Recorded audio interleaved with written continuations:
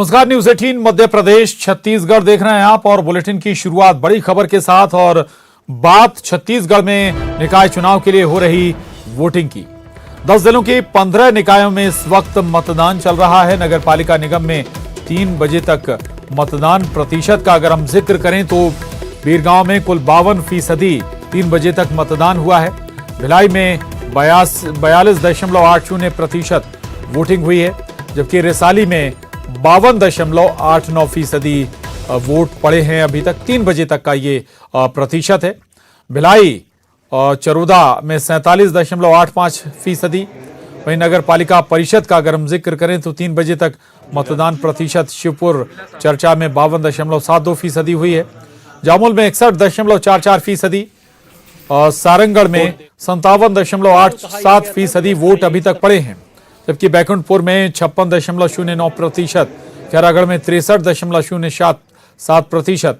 नगर पंचायत में 3 बजे तक मतदान प्रतिशत का अगर जिक्र करें तो प्रेमनगर में 83.13%, नरहरपुर में 85.47%, कोंटा में 80.81%, भैरमगढ़ में 76.57% और भोपालपट्टनम में 81.49%, जबकि मारू में 78.56% वोटिंग अभी तक हो चुकी है। तो नगर पंचायत में वोटिंग रेशियो कहीं ज्यादा है। 3 बजे तक का ये रेशियो हमने आपको बताया 80% के आसपास लगभग एवरेज वोटिंग प्रतिशत है नगर पंचायत में, जबकि नगर पालिका परिषद में भी वोट प्रतिशत का जो एवरेज है वो लगभग ठीक है, 60 के आसपास वोट प्रतिशत नगर पालिका परिषद में। जबकि नगर निकायों का अगर हम जिक्र करें, नगर पालिका निगम का जिक्र करें तो 3 बजे तक जो प्रतिशत है वो अभी पर्याप्त नजर नहीं आ रहा। बीरगांव में 52% और भिलाई में 42%, रिसाली में 52%, चरोदा में 47%।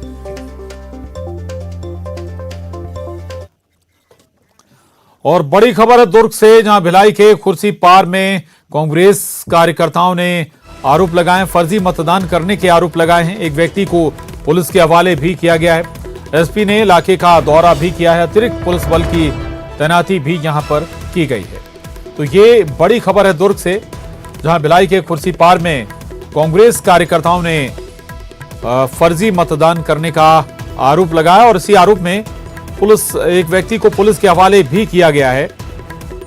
एसपी ने इलाके का इसके बाद दौरा किया है, हालात का जायजा लिया है, साथ ही अतिरिक्त पुलिस बल को भी यहां पर तैनात किया गया है हालात काबू में रखने के लिए। तो एक बार फिर आपको बता दें,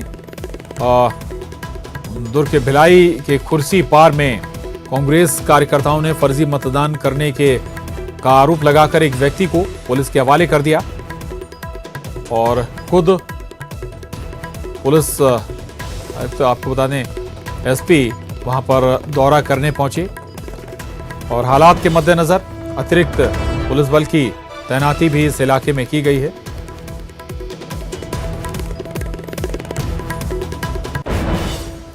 और एक और बड़ी खबर है दुर्ग से, जहां पुलिस और बीजेपी उम्मीदवार के बीच झूमाझटकी हो गई, हंगामा हो गया। बीजेपी उम्मीदवार दया सिंह ने फर्जी मतदान की आशंका जाहिर की और इसके बाद आक्रोश भी उन्होंने जाहिर किया। अधिकारियों पर जबरन मतदान कराने का आरोप भी बीजेपी उम्मीदवार ने लगाया है।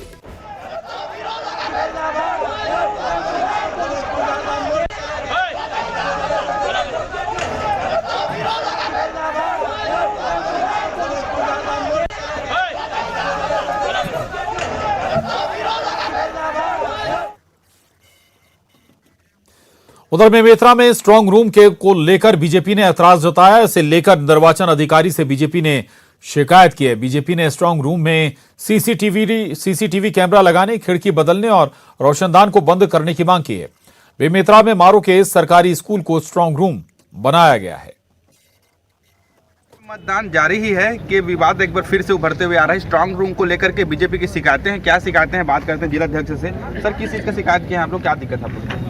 स्ट्रांग रूम के लिए हम लोगों ने ऑब्जर्वर साहब से डिमांड की है कि उसकी व्यवस्था चाक चौबंद रहे, दूसरा गेट न रहे, कोई खिड़की, कोई रोशनदान ये न रहे, और वो है भी तो उसको पूरे तरीके से पैक किया जाए।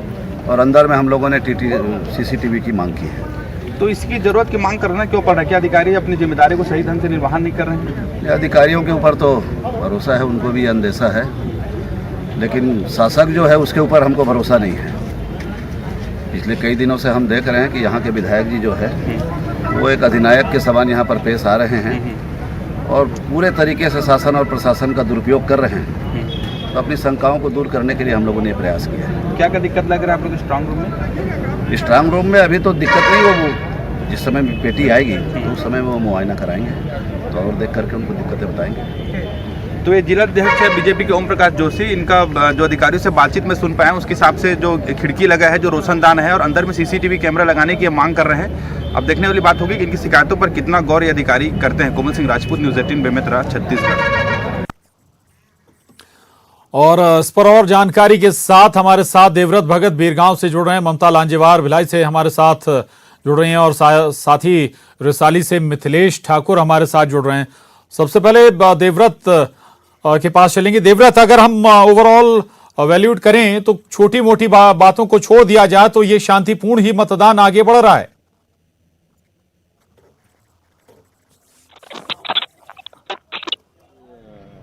अगस्त से पहले फोन आया था उसको। देवव्रत, चलिए देवव्रत तक शायद आवाज नहीं पहुंच पा रही है। ममता भी हमारे साथ भिलाई से बनी हुई है। ममता, दुर्ग जिला महत्वपूर्ण रहा है, फोकस में रहा है, हाई प्रोफाइल रहा है, हालांकि वोटिंग यहां लगातार चल रही है। क्या अपडेट आपके पास इस वक्त?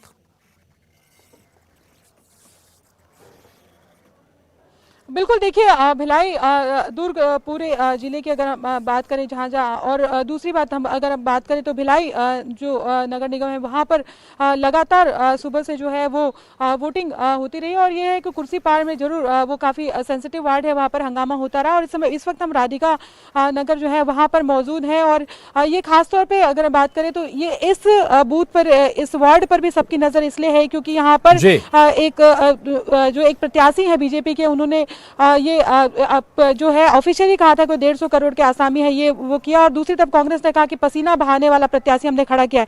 लेकिन वहीं हम बात करें तो शांतिपूर्ण तरीके से मतदान चल रहा है। थोड़ी देर बाद 5 बजे तक यहाँ पर मतदान सभी केंद्रों में मतदान होगा। उसके बाद में जो 5 बजे तक जो गेट के अंदर आ पाए वही आ पाएंगे। लेकिन कुछ दिलचस्प चीजें भी देखने को मिलती है, जैसे कि हम जिस जो राधिका नगर में मौजूद है, जिस तरीके से पूरे राज्य के पुलिस की कमान जो है गृह मंत्री ताम्रध्वज साहू ने संभाली हुई है, यहाँ पर जो बूथ की जो जिम्मेदारी संभाली हुई है उनका जो दरवाजे पे ही जो तैनात है उनका नाम है ताम्रध्वज साहू।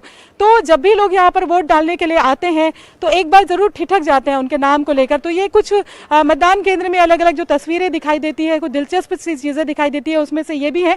खैर, हम इन्हीं से पूछते हैं कि किस तरह की व्यवस्था जो है वो रही है और शांतिपूर्ण तरीके से रहा है। और आप देख सकते हैं कि लोग जरूर ठिठकते रहे हैं। तो ये दूसरी बात हम बात करते हैं कि कैसी अभी व्यवस्था रही है और अब जो है सब ठीक रहा, शांतिपूर्ण ढंग से रहा है अभी तक और उम्मीद है शांतिपूर्ण ढंग से ही चलेगा। सभी ने कोऑपरेट किया है, सबका अच्छा तालमेल रहा है।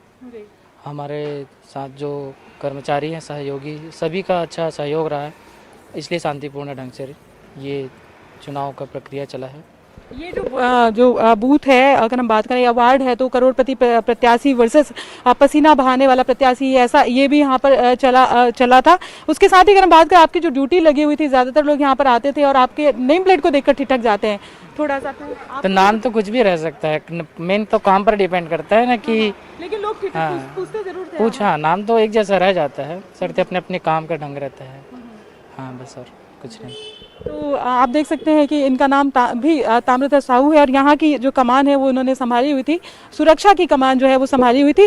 बहरहाल ये बूथ है और राधिका नगर का, और यहाँ पर जो है आप देख सकते हैं कि लगातार जो वोटर्स हैं वो यहाँ पर पहुँच रहे हैं। हालांकि अब कम हो गई है वोटर्स की जो आने की जो अगर हम बात करें तो कम वोटर्स आ रहे हैं और 5 बजे तक ही यहाँ पर अनुमति है। लेकिन लोग अपनी अपनी तरीके से यहाँ पर पहुँच रहे हैं। कई ऐसे से बुजुर्ग भी यहाँ पर आए, दिव्यांग यहाँ पर आए, जो लोग शारीरिक रूप से अक्षम हैं और वो लोग भी यहाँ पर लेकिन वोट डालने के लिए पहुंचे। ऐसे ही आप देख सकते हैं कि ऑटो के साथ यहाँ पर एक ऑटो यहाँ पर पहुंची हुई है। तो ये जो तस्वीरें हैं वो खासतौर पे बताती हैं और एक मैसेज भी देती है कि वो लोग जो नहीं आए हैं वोट देने के लिए, तमाम तकलीफों के बाद भी, और हमने देखा था कि पैरालिसिस के बाद भी लोग पहुंचे थे यहाँ पर वोट देने के लिए आए थे। तबीयत आप यहाँ पर वोट देने आई हैं? बिल्कुल, लोग लगातार पहुंच रहे हैं अपना मत इस्तेमाल करने। ये तस्वीरें दिखा रही हैं ममता, लेकिन फिर भी पहुंचे हैं यहाँ पर। सेहत भी लोगों की दुरुस्त नहीं है। तो आप देख सकते हैं कि तबीयत खराब होने के बाद भी, हाँ, लेकिन उसके बाद भी वोट देने के लिए पहुंच रहे हैं। तो कहीं ना कहीं ये एक मजबूत तस्वीर जो है वो पेश करते हैं। और 5 बजे तक आप देखेंगे कि पुलिस जो है यहाँ पर अलर्ट हो गई और ऐसे अलग अलग जो बूथ हैं अगर हम बात करें तो वहां पर अलर्ट हो गए हैं कि 5 बजे तक तस्वीरें दिखा रही थी। लोग अपनी सेहत की परवाह ना करते हुए भी अपने मत का इस्तेमाल जरूर करने आए, क्योंकि ये वोट डालने का मौका बार बार नहीं आता है। रहिएगा ममता, आगे आ रहा हूं आपके पास दोबारा। देवव्रत हमारे साथ बीरगांव से बने हुए। देवव्रत, बीरगांव सबसे ज्यादा फोकस में सियासी दलों के रहा और कई तरह के मामले भी उछले। बीरगांव से फर्जी वोटर से लेकर तमाम तरह की बातें हुई। अभी क्या स्थिति है वहां पर वोटिंग की?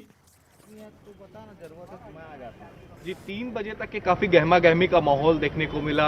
कुछ एक्सपोर्ट घटनाओं को छोड़ करके मतदान तो शांतिपूर्ण तरीके से ही हुआ, लेकिन आरोप प्रत्यारोप के दौर चलते रहे। अभी एक तरह से जो मतदाताओं की संख्या में ठहराव सा आ गया है और गिने चुने जो मतदाता हैं वो ही यहाँ तक पहुँच रहे हैं। आपको इस पूरे कैंपस की तस्वीरें मैं दिखाना चाहूंगा कि किस तरह से जो मतदाता आ रहे हैं उनके लिए इस प्रीमाइसेस में रखी गई है, क्योंकि अभी तकरीबन 4:40 हो रहे हैं और इस बीच जो भी मतदाता पहुंच रहे हैं उन्हें केवल उनको एंट्री दी जा रही है। और खासकर क्योंकि ये काफी संवेदनशील केंद्र है, इसलिए केवल और केवल मतदाताओं की ही एंट्री यहाँ पर दी जा रही है, क्योंकि यही जो सेंटर है इसे ही स्ट्रांग रूम बनाया जाएगा। तो कुल मिलाकर के जो निर्वाचन आयोग की तरफ से जो तैयारियां की गई थी उस लिहाज से शांतिपूर्ण तरीके से तो मतदान चल ही रहा है। अब गिने चुने जो मतदाता हैं वो यहाँ पर पहुंच रहे हैं। 5 बजे तक मतदान का समय रखा गया है और 5 बजे जो भी इस मतदान केंद्र के 100 मीटर के दायरे में होगा मतदान केंद्र के भीतर, केवल वही वोट डाल सकेगा। उसके बाद उन्हें टोकन दिया जाएगा और टोकन के आधार पर एक मुनादी की जाएगी। अगर प्रीमाइसेस में कोई भी ऐसा मतदाता जो कि वोट डालने से अगर वंचित रह गया है तो वो तुरंत वोट डाल सकता है और उसके बाद मतदान कार्य जो है वो संपन्न हो जाएगा। वोटिंग परसेंटेज की अगर मैं बात करूं तो 3 बजे तक के तकरीबन 52% हुआ था। तब ऐसे में कयास ये लगाए जा सकते हैं कि 60 से 65% तक के जो मतदान का प्रतिशत है वो बीरगांव में जा सकता है। हालांकि अभी पूरे आंकड़े आने बाकी हैं, लेकिन जिस तरह से अंदाजा यही लगाया जा रहा है कि सुबह से ही अभी क्योंकि मतदाताओं की संख्या जो है पहुंचने वाली वो कम हो गई है, इसलिए कुछ इस हद तक के होगा। बाकी रही सुरक्षा व्यवस्था की का सवाल, क्योंकि ये वो समय है इस दौरान पॉलिटिकल पार्टियों के बीच में बहस का मसला और लास्ट में वोटिंग को बहस और वाद विवाद तो होते ही रहे और यह अमूमन इलेक्शन का हिस्सा भी हम इसे कहें तो गलत नहीं होगा। रहेगा अब देवव्रत और हमारे साथ मिथिलेश भी रिसाली से बने हुए हैं। मिथिलेश, लगभग 3 बजे तक 52% के आसपास वोटिंग और अब 4:30 बज चुके हैं। एक्सपेक्टेशन की जानी चाहिए ठीक ठाक वोटिंग प्रतिशत रहेगा वोटिंग खत्म होने तक?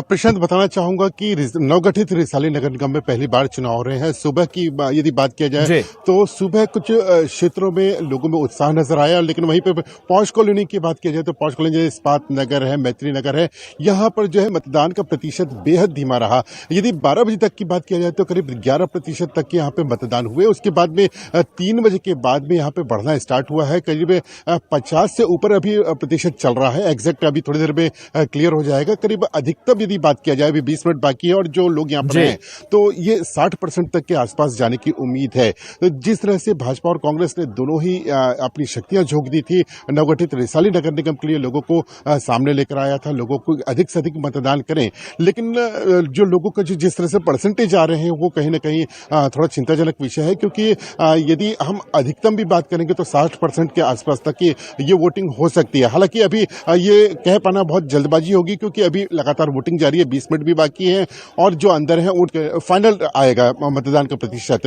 तो लेकिन फिलहाल अभी वोटिंग जारी है, उसके बाद ही कोई स्पष्ट रूप से सामने आएगा। लेकिन जो धीमी हुई है, जो मतदान की प्रतिशत जो धीमा रहा है, वो चिंता का विषय रहा है। आपको बताना चाहूंगा कि रिसाली नगर निगम में जो है कुछ लोगों के मतदान को लेकर जो है वो शिकायतें आई थी कि किसी और ने मतदान कर दिया है, तो इस तरह से फॉल्स वाले भी वोटिंग प्रतिशत सामने आए थे। काफी विवाद की स्थिति थी। लेकिन ओवरऑल की यदि बात किया जाए तो रिसाली नगर निगम में फिलहाल जो वोटिंग हुई है वो ओवरऑल शांतिपूर्वक ही चल रही है और कहीं भी ऐसी कोई बड़ी घटना सामने नहीं आई है। ये जरूर है कि अव्यवस्था जरूर देखी गई कि जो दिव्यांगजन थे उनको ट्राइसाइकिल नहीं मिली और जिनको लेकर जा सकते थे अंदर। इसके अलावा और ऐसी जो थी, जैसे प्रत्याशी हैं जो उनको एक सीमा के बाहर रहना था, वो सीमा के बाहर नहीं रहे, वो गेट के सामने ही रहे। तो इस तरह की अव्यवस्था भी देखी गई। कुछ जगह पुलिस को सख्ती भी बरतना पड़ा। तो लेकिन ओवरऑल यदि बात किया जाए तो वर्तमान स्थिति तक रिसाली नगर निगम में पूरी तरह से शांति व्यवस्था बरकरार है और लगातार पोलिंग लगभग पोलिंग शांतिपूर्ण तरीके से ही हो रही है। छुटपुट अगर बातों को छोड़ दिया जाए, हालांकि वोटिंग प्रतिशत जरूर संतोषजनक नहीं किया कहा जा सकता। भिलाई का भी अगर हम जिक्र करें तो 3 बजे तक महज 42% ही वोटिंग हुई थी और अब आखिरी के 15-16 मिनट बचे हैं। इस दौरान अगर जो वोटिंग कैंपस में पहुंच जाता है तो फिर वो वोट कर पाएगा। बहुत शुक्रिया मिथिलेश आपका, देवव्रत आपका, ममता आपका भी धन्यवाद। वक्त एक छोटे से ब्रेक का है, खबरों का सिलसिला जारी है।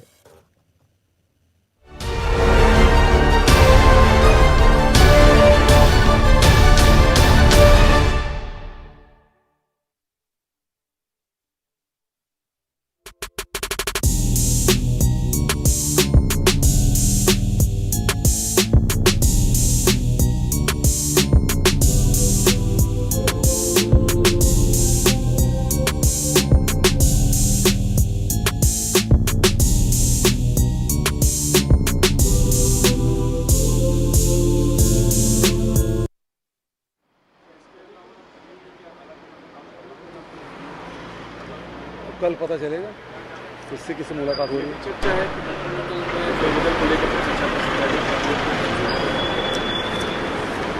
अभी अब देखो अपॉइंटमेंट मिले तो फिर आगे बात होगी। सर, ये बीते कुछ दिनों से देखा जा रहा है कि रमन सहित बीजेपी के तमाम जो नेता हैं वो जो है अधिकारियों को चमकाते हुए, चेतावनी देते हुए नजर आ रहा है। ये देखिए, ये अपने हार के डर से, मतलब ये हार देख के ही वो खींचे हुए हैं और इस कारण से वो अपना आपा खो रहे हैं, धमकी देने लग गए। मगर रमन सिंह का असली चेहरा अब सामने आया है। परत उतरने लगा तो वो जो वास्तविक चेहरा वो सामने आ गया है। सर, अशोक गहलोत जी ने सोनिया गांधी को पत्र लिख के शिकायत की है कि छत्तीसगढ़ सरकार माइनिंग क्लियरेंस को लेकर देरी कर रही है। ऐसा क्या? ठीक है, मुझे पता चलेगा तो मैं देखूंगा उसको। और कोई? आज मतदान हो रहा, शांतिपूर्ण मतदान। आपको जो रिपोर्ट आ रही है उसके बारे में क्या लग रहा है? देखिए, जीत की पूरी संभावना है और जीतेंगे। ठीक है, थैंक यू। जब तक बोलना आई नहीं तो बोल देंगे।